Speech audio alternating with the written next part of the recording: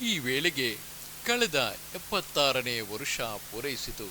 ಬಂಗಾಳ ದೇಶದಲ್ಲಿ ಹಾಗೂ ಬೇಳೆಪಾಲು ಜನರನ್ನು ಎಷ್ಟು ಕೋಟಿ ಪ್ರಜೆಯೋ ಅದನ್ನು ಯಾರು ಹೇಳಬಲ್ಲರು. ಯಮಪುರಿಗೆ ಕಳುಹಿಸಿಬಿಟ್ಟು ಆ ದುರ್ವತ್ಸರವು, ಆ ಕೆಟ್ಟ ವರ್ಷವು ತಾನು ಕಾಲಗ್ರಾಸಕ್ಕೆ ಬಿದ್ದಿತು. 77ನೆಯ ವರ್ಷದಲ್ಲಿ ದೇವರು ಸುಪ್ರಸನ್ನನಾದನು. ಸುವೃಷ್ಟಿಯಾಯಿತು. ಪೃಥ್ವಿಯು ಮತ್ತೆ ಸಸ್ಯಶಾಲಿನಿಯಾಯಿತು. ಜೀವದಿಂದ ಉಳಿದುಕೊಂಡವರು ಹೊಟ್ಟೆ ತುಂಬ ಉಂಡರು. ಅನೇಕರು ಅನ್ನ ಆಹಾರದಿಂದಾಗಲಿ ಅಲ್ಪಾಹಾರದಿಂದಾಗಲಿ ರುಗ್ಣರಾಗಿದ್ದವರು ಪೂರ್ಣಾಹಾರವನ್ನು ಒಂದೇ ಸಲ ತಡೆಯಲಾರದೆ ಅದರಿಂದ ಸತ್ತೇ ಹೋದರು. ಪೃಥ್ವಿಯು ಸಸ್ಯಶಾಲಿನಿ ಹೌದು, ಆದರೆ ಜನಶೂನ್ಯ. ಗ್ರಾಮ ಗ್ರಾಮದಲ್ಲಿಯೂ ಮನೆಗಳು ಖಾಲಿ ಬಿದ್ದು ದನ ಕರುಗಳಿಗೆ ವಿಶ್ರಾಮ ಭೂಮಿಯಾಗಿ ಪ್ರೇತ ಭಯಕ್ಕೆ ಕಾರಣವಾಯಿತು. ಗ್ರಾಮ ಗ್ರಾಮದಲ್ಲಿಯೂ ನೂರಾರು ಉತ್ಕೃಷ್ಟವಾದ ಕ್ಷೇತ್ರಗಳೆಲ್ಲ ಉಳುವವರು ಇಲ್ಲದೆ ಬಂಜರು ಬಿದ್ದು ಕಾಡು ಬೆಳೆದು ಹೋಗಿತ್ತು. ದೇಶವೆಲ್ಲ ಕಾಡುಮಯವಾಯಿತು. ಎಲ್ಲಿ ಹಾಸಮಯವಾದ ದನಕರುಗಳು ಮೇಯುತ್ತಲಿದ್ದವೋ, ಎಲ್ಲಿ ಗ್ರಾಮದ ಯುವಕ ಯುವತಿಯರು ಗುಂಪು ಸೇರಿ ಆಮೋದ ಪ್ರಮೋದಗಳನ್ನು ಮಾಡುತ್ತಲಿದ್ದ ಉದ್ಯಾನ ಭೂಮಿಗಳಾಗಿದ್ದವೋ, ಅವೆಲ್ಲ ಘೋರ ತರವಾದ ಕಾಡಾಗುತ್ತಾ ಬಂದವು. 1 ವರುಷವಾಯಿತು, 2 3 ವರುಷವಾಯಿತು. ಕಾಡು ವೃದ್ಧಿಯಾಗುತ್ತಾ ಬಂತು. ಯಾವ ಸ್ಥಳವು ಮನುಷ್ಯನ ಸುಖಕ್ಕೆ ಆಸ್ಥಾನವಾಗಿತ್ತೋ ಅಲ್ಲೆಲ್ಲ ನರಮಾಂಸಲೋಲುಪವಾದ ವ್ಯಾಘ್ರವು ಹರಿಣಾದಿಗಳನ್ನು ಅಟ್ಟಿಕೊಂಡು ಬರುವ ಸ್ಥಳಗಳಾದವು. ಎಲ್ಲಿ ಸುಂದರಿಗಳು ಗುಂಪು ಗುಂಪಾಗಿ ಅಲಕ್ತಾಂಕಿತ ಚರಣಗಳಲ್ಲಿ ಗೆಜ್ಜೆ ಪೆಲ್ಲಿ, ಗೊಲಸು, ಗೋಲುಂಗುರ, ಕಾಲುಂಗುರ, ಗೆಜ್ಜೆಸರ, ಪಾಡಗಗಳನ್ನು ಶಬ್ದ ಮಾಡಿಕೊಂಡು ಸಂಗಾತಿಗಳ ಸಂಗಡ ಸರಸವಾಡುತ್ತಾ ಗಟ್ಟಿಯಾಗಿ ನಗುತ್ತಾ ನಗುತ್ತಾ ಹೋಗುತ್ತಲಿದ್ದರೋ, ಆ ಸ್ಥಳದಲ್ಲಿ ಕರಡಿಗಳು ಬಂದು ಬಿಲಗಳನ್ನು ಮಾಡಿ ಮರಿಗಳನ್ನು ಇಟ್ಟುಕೊಂಡು ಲಾಲನೆ ಪಾಲನೆ ಮಾಡಲಾರಂಭಿಸಿದವು. ಎಲ್ಲಿ ಹುಡುಗರು ಚಿಕ್ಕ ವಯಸ್ಸಿನಲ್ಲಿ ಸಂಧ್ಯಾಕಾಲದ ಮಲ್ಲಿಕಾ ಕುಸುಮದಂತೆ ಉತ್ಫುಲ್ಲರಾಗಿ ಹೃದಯ ತೃಪ್ತಿಕರವಾಗಿ ನಗುತ್ತಲಿದ್ದರೋ, ಆ ಸ್ಥಳಗಳಲ್ಲಿ ಮಂದೆಯಾಗಿ ಕಾಡಾನೆಗಳು ಮದಮತ್ತವಾಗಿ ಮರದ ಕೊಂಬೆಗಳನ್ನು ಸೀಳುತ್ತಾ ಓಡಾಡುತ್ತಲಿದ್ದವು. ಎಲ್ಲಿ ದುರ್ಗೋತ್ಸವಗಳು ಆಗುತ್ತಲಿದ್ದವು ಅಲ್ಲಿ ಶೃಗಾಲಗಳ ಬಿಲಗಳು, ದೋಲಮಂಚಿಕೆಗಳಲ್ಲಿ ಪೇಚ ಪಕ್ಷಿಗಳ ಆಶ್ರಯ, ನಾಟ್ಯ ಮಂದಿರಗಳಲ್ಲಿ ವಿಷಸರ್ಪವು ಹಗಲೆಲ್ಲ ಕಪ್ಪೆಗಳನ್ನು ಹುಡುಕುತ್ತಲಿವೆ. ಪೈರು ಬೆಳೆಯಾಗುತ್ತದೆ, ತಿನ್ನುವುದಕ್ಕೆ ಜನರಿಲ್ಲ. ಧಾನ್ಯ ಬೆಳೆದರೂ ದುಡ್ಡು ಇಲ್ಲ, ಕೊಂಬುವವರೂ ಇಲ್ಲ. ಜಮೀನುದಾರರು ಕಂದಾಯವನ್ನು ಕೊಡಲು ಅಶಕ್ತರಾದರು. ಅವರ ರೈತರು ಕೊಡತಕ್ಕ ಹಣವನ್ನು ಕೊಡರು. ರಾಜನು ಜಮೀನುದಾರಿಗಳನ್ನು ಜಪ್ತಿ ಮಾಡಿಕೊಂಡಿದ್ದರಿಂದ ಅವರು ಕೃತ ಸರ್ವಸ್ವರಾಗಿ ದರಿದ್ರರಾಗುತ್ತಾ ಬಂದರು. ಭೂಮಾತೆಯು ಸುಪ್ತ ಸುವಿನಿಯಾದಳು. ಆದರೂ ದುಡ್ಡು ಹುಟ್ಟದು. ಯಾರ ಮನೆಯಲ್ಲಿಯೂ ದುಡ್ಡು ಕಾಸು ಇಲ್ಲ.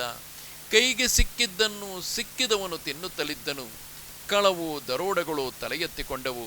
ಸಾಧುಶೀಲನು ಭೀತನಾಗಿ ಮನೆಯನ್ನು ಬಿಟ್ಟು ಹೊರಡದೆ ತಲೆಯನ್ನು ಮರೆಮಾಡಿಕೊಂಡಿದ್ದನು.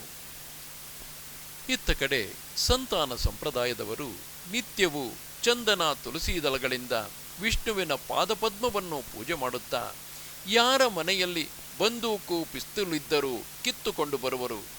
ಭವಾನಂದನು ಭ್ರಾತೃಗಳಿರ ಮನೆಗಳಲ್ಲಿ ಮಣಿ ಮಾಣಿಕ್ಯ ವಜ್ರ ವೈಢೂರ್ಯ ಪ್ರಮಾಣಾದಿಗಳಿದ್ದರೂ ಅವುಗಳನ್ನು ಬಿಟ್ಟು ಒಣದ ಬಂದೂಕುಗಳಿದ್ದರೆ ಅವುಗಳನ್ನು ತರತಕ್ಕದ್ದು ಎಂದು ಹೇಳಿದ್ದ. ಸಂತಾನ ಸೇನಾಧಿಪತಿಗಳು ಗ್ರಾಮ ಗ್ರಾಮಕ್ಕೂ ತಮ್ಮ ಅನುಚರರನ್ನು ಕಳುಹಿಸಲಾರಂಭಿಸಿದರು. ಅನುಚರರು ಗ್ರಾಮಗಳಿಗೆ ಹೋಗಿ ಎಲ್ಲಿ ಹಿಂದೂ ಜನರನ್ನು ಕಂಡರೂ ಅವರನ್ನು ಕುರಿತು ವಿಷ್ಣು ಪೂಜೆಯನ್ನು ಮಾಡುವಿರಾ ಎಂದು ಕೇಳುವರು. ಹೀಗೆ ಹೇಳುತ್ತಾ 20-30 ಜನರು ಗುಂಪು ಕೂಡಿಕೊಂಡು ಮುಸಲ್ಮಾನರ ಗ್ರಾಮಗಳ ಮೇಲೆ ಬಿದ್ದು ಅವರ ಮನೆಗೆ ಬೆಂಕಿ ಹಾಕುವರು. ಮುಸಲ್ಮಾನರು ಪ್ರಾಣ ರಕ್ಷಣೆಯಲ್ಲಿ ವ್ಯಸ್ತರಾಗಿರುವಾಗ ಅವರ ಸರ್ವಸ್ವವನ್ನು ಸಂತಾನರು ಹೊತ್ತುಕೊಂಡು ಹೋಗಿ ಅದನ್ನು ಹೊಸದಾಗಿ ಬಂದ ವಿಷ್ಣು ಭಕ್ತರಿಗೆ ಹಂಚಿಕೊಡುವರು. ಲೂಟಿಯಲ್ಲಿ ಬಂದ ಭಾಗವನ್ನು ಹೊಂದಿ ಗ್ರಾಮವಾಸಿಗಳು ತೃಪ್ತರಾಗುತ್ತಲೇ ಸಂತಾನರು ಅವರನ್ನು ಕರೆತಂದು ವಿಗ್ರಹಗಳ ಪಾದಸ್ಪರ್ಶವನ್ನು ಮಾಡಿಸಿ ಅವರನ್ನು ಸಂತಾನರನ್ನಾಗಿ ಮಾಡುವರು. ಜನರು ಸಂತಾನತ್ವದಲ್ಲಿ ವಿಲಕ್ಷಣವಾದ ಲಾಭವುಂಟೆಂದು ತಿಳಿದರು. ವಿಶೇಷವಾಗಿ ಮುಸಲ್ಮಾನರ ರಾಜ್ಯದಲ್ಲಿ ಗೊತ್ತು ಗುರಿಯಿಲ್ಲದ ಅನಾಯಕತ್ವವನ್ನು ನೋಡಿ ಎಲ್ಲರೂ ಮುಸಲ್ಮಾನರ ಮೇಲೆ ವಿರಕ್ತರಾಗುತ್ತಾ ಬಂದರು. ಹಿಂದೂ ಧರ್ಮವು ಲೋಪವಾಗಿದ್ದ ಕಾರಣ ಅನೇಕ ಹಿಂದೂ ಜನರು ಹಿಂದೂ ಮತವನ್ನು ಸ್ಥಾಪನೆ ಮಾಡುವುದಕ್ಕೆ ಅತ್ಯುತ್ಕಟವಾದ ಆತುರವುಳ್ಳವರಾದರು. ಆದುದರಿಂದ ಸಂತಾನರ ಸಂಖ್ಯೆಯು ವೃದ್ಧಿಯಾಗುತ್ತಾ ದಿನೇ ದಿನೇ ನೂರಾರು, ಮಾಸ ತಿಂಗಳು ತಿಂಗಳಿಗೆ ಸಾವಿರಾರು ಮಂದಿ ಬಂದು ಭವಾನಂದ ಜೀವಾನಂದರ ಪಾದ ಪದ್ಮಗಳಿಗೆರಗಿ ದಳಬದ್ಧರಾಗಿ ದಿಕ್ಕು ದಿಕ್ಕಿನಲ್ಲಿಯೂ ಮುಸಲ್ಮಾನರನ್ನು ಶಾಸನ ಮಾಡಲು ಹೊರಟರು. ಎಲ್ಲಿ ಸರ್ಕಾರದ ನೌಕರರನ್ನು ಕಂಡರೂ ಹಿಡಿದು ಹೊಡೆಯುವರು, ಕೆಲವರನ್ನು ವಧೆ ಮಾಡಿಬಿಡುವರು. ಸರ್ಕಾರದ ಹಣ ಎಲ್ಲಿದ್ದರೂ ಹೊಡೆದು ಬಡೆದು ಮನೆಗೆ ತಂದು ಹಾಕಿಕೊಳ್ಳುವರು. ಮುಸಲ್ಮಾನರ ಗ್ರಾಮ ಸಿಕ್ಕಿದರೆ ಸುಟ್ಟು ಬೂದಿ ಮಾಡುವರು. ಆಗ ನಗರದಲ್ಲಿ ಮಹಾರಾಜಾಧಿರಾಜನಿಗೆ ಎಚ್ಚರಿಕೆಯುಂಟಾಯಿತು. ಸಂತಾನರ ಶಾಸನಾರ್ಥವಾಗಿ ಅವನು ಅನೇಕಾನೇಕ ಸೈನ್ಯಗಳನ್ನು ಕಳುಹಿಸಲಾರಂಭಿಸಿದನು. ಆದರೆ ಅದುವರೆಗೆ ಸಂತಾನರು ದಳಬದ್ಧರಾಗಿ ಶಸ್ತ್ರಯುಕ್ತರಾಗಿ ಮಹಾದಂಭಶಾಲಿಗಳಾಗಿ ಎದ್ದಿದ್ದರು. ಅವರ ದರ್ಪದ ಎದುರಿಗೆ ಮುಸಲ್ಮಾನರ ಸೈನ್ಯವು ನಿಲ್ಲಲಾರದೆ ಹೋಯಿತು. ಮುಂದೆ ಬಂದು ನಿಂತರೂ ಸಂತಾನರು ಅಮಿತ ಸಂಖ್ಯಾಬಲದಿಂದ ಅವರ ಮೇಲೆ ಬಿದ್ದು ಅವರನ್ನು ಚಿನ್ನ ಭಿನ್ನ ಮಾಡಿ ಹರಿಧ್ವನಿಯನ್ನು ಮಾಡುವರು. ಒಂದೊಂದು ವೇಳೆ ಸಂತಾನರ ದಳವನ್ನು ಯವನ ಸೈನಿಕರು ಸೋಲಿಸಿದರೂ ಆಗಲೇ ಎಲ್ಲಿಂದಲೋ ಮತ್ತೊಂದು ಸಂತಾನ ದಳ ಬಂದು ವಿಜೇತರ ತಲೆಯನ್ನು ಕಡಿದು ಹಾಕಿ ಹರಿಹರಿ ಎಂದು ಹೊರಟು ಹೋಗುವರು. ರಾಜನಾದ ಅಸದುಲ್ ಜಮಾನನಿಗೆ ಬಹಳ ಕಷ್ಟಕ್ಕೆ ಬಂದಿತು. ಅನೇಕ ಫಿರಂಗಿ, ಮದ್ದು, ಗುಂಡು, ಆನೆ, ಕುದುರೆಗಳನ್ನು ಕಳುಹಿಸಿದನು. ಅದರಿಂದ ಸಂತಾನರು ಜಯ ಜಗದೀಶ ಹರೇ ಎಂಬ ಶಬ್ದವು ನಿವಾರಣವಾಗಲಿಲ್ಲ. ಅಸದುಲ್ ಜಮಾನನು ತಾನು ರಾಜ್ಯಚ್ಯುತನಾಗುವೆನೆಂದು ತಿಳಿದುಕೊಂಡನು. ಆಗವನು ಕಾತರನಾಗಿ ಇಂಗ್ಲಿಷರಿಗೆ ಕಾಗದವನ್ನು ಬರೆದ ಕ್ರಮವೇನೆಂದರೆ, ನಾನು ಈಗ ರೆವಿನ್ಯೂ ಹಣವನ್ನು ವಸೂಲು ಮಾಡುವುದಕ್ಕೆ ಏನು ಮಾಡಿದರೂ ಆಗುವುದಿಲ್ಲ, ಇರಸಾಲನ್ನು ಮಾಡಲಾರೆನು. ಈಗ ನೀವು ರಕ್ಷಿಸಿದರೆ ಅನಂತರ ವಸೂಲಿ ಮಾಡಬಹುದು, ಇಲ್ಲವಾದರೆ ನೀವೇ ಬಂದು ವಸೂಲಿ ಮಾಡಿಕೊಳ್ಳಬೇಕು. ಇಂಗ್ಲಿಷರು ಮೊದಲು ಕೆಲ ಕಡೆಗಳಲ್ಲಿ ತಾವೇ ಹಣವನ್ನು ವಸೂಲು ಮಾಡಿಕೊಳ್ಳುತ್ತಿದ್ದರು. ಆದರೆ ಈಗ ಅವರ ಯತ್ನವೂ ವಿಫಲವಾಗುತ್ತಾ ಬಂದಿತು. ಈ ಸಮಯದಲ್ಲಿ ಪ್ರಥಿತನಾಮನಾದ ಭಾರತ ವರ್ಷದ ಇಂಗ್ಲಿಷ್ ಕುಲೋತ್ಪನ್ನನಾದ ಪ್ರಾತಃಸೂರ್ಯನೋ ಎಂಬ ಹಾಗಿದ್ದ ವಾರನ್ ಹೇಸ್ಟಿಂಗ್ಸ್ ಭಾರತ ವರ್ಷದ ಗವರ್ನರ್ ಜನರಲ್ ಆಗಿದ್ದನು. ಅವನು ಕಲಕತ್ತೆಯಲ್ಲಿ ಕುಳಿತುಕೊಂಡು ಒಂದು ಕಬ್ಬಿಣದ ಸರಪಳೆಯನ್ನು ಮುಂದಿಟ್ಟುಕೊಂಡು ಮನಸ್ಸಿನಲ್ಲಿ ಈ ಒಂದು ಸರಪಳೆಯಿಂದ ಈ ಸಸಾಗರ ಸದ್ವೀಪ ಭಾರತ ಭೂಮಿಯನ್ನು ಕಟ್ಟಿಬಿಡುವೆನೆಂದು ಹೇಳಿಕೊಂಡನು. ಒಂದು ದಿನ ಜಗದೀಶ್ವರನು ಸಿಂಹಾಸನಾರೂಢನಾಗಿ ಕುಳಿತುಕೊಂಡು ನಿಸ್ಸಂದೇಹವಾಗಿ ತಥಾಸ್ತು ಎಂದನು. ಆದರೆ ಆ ದಿನವು ದೂರವಾಗಿದ್ದಿತು.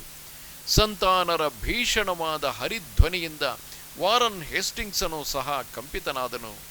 ವಾರನ್ ಹೇಸ್ಟಿಂಗ್ಸನು ಮೊದಲು ಫೌಜದಾರಿ ಸೈನ್ಯದಿಂದ ಸಂತಾನರ ರಾಜವಿದ್ರೋಹವನ್ನು ಅಡಗಿಸಲು ಪ್ರಯತ್ನಪಟ್ಟನು. ಆದರೆ ಫೌಜದಾರಿ ಸಿಪಾಯಿಗಳ ಅವಸ್ಥೆಯು ಬಹಳ ಕೆಟ್ಟು ಹೋಗಿ ಒಬ್ಬ ಮುದಿ ಹೆಂಗಸು ಬಾಯಿಯಲ್ಲಿ ಹರಿನಾಮವನ್ನು ಹೇಳಿದರೂ ಕೇಳಿ ಭಯದಿಂದ ಓಡಿ ಹೋಗುತ್ತಲಿದ್ದರು. ಆದುದರಿಂದ ವಾರನ್ ಹೇಸ್ಟಿಂಗ್ಸನು ನಿರುಪಾಯನಾಗಿ ಸುದಕ್ಷನಾದ ಕ್ಯಾಪ್ಟನ್ ಥಾಮಸ್ ಎಂಬೊಬ್ಬ ಸೈನಿಕನನ್ನು ಅಧಿನಾಯಕನಾಗಿ ಮಾಡಿ ಕುಂಪಣಿ ಸೈನ್ಯವನ್ನು ವಿದ್ರೋಹ ನಿವಾರಣಾರ್ಥವಾಗಿ ವೀರಭೂಮಿ ಪ್ರದೇಶಕ್ಕೆ ಕಳುಹಿಸಿಕೊಟ್ಟನು.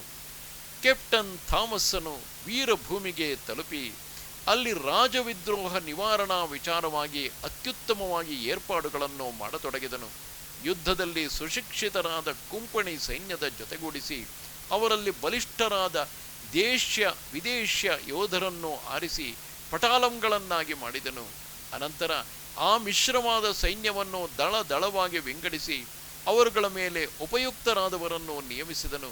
ಅನಂತರ ಅವರಿಗೆ ದೇಶಗಳನ್ನು ವಿಭಾಗ ಮಾಡಿಕೊಟ್ಟು, ನೀವು ಬಲೆಗಾರರ ಹಾಗೆ ಸೋಗು ಹೊಡೆಯುತ್ತಾ ಹೋಗಬೇಕು, ಎಲ್ಲಿ ವಿದ್ರೋಹಿಗಳು ಸಿಕ್ಕಿದರೂ ಇರುವೆಗಳನ್ನು ತುಳಿಯುವ ಹಾಗೆ ಧ್ವಂಸ ಮಾಡಬೇಕು ಎಂದು ಹೇಳಿ ಕಳುಹಿಸಿದನು.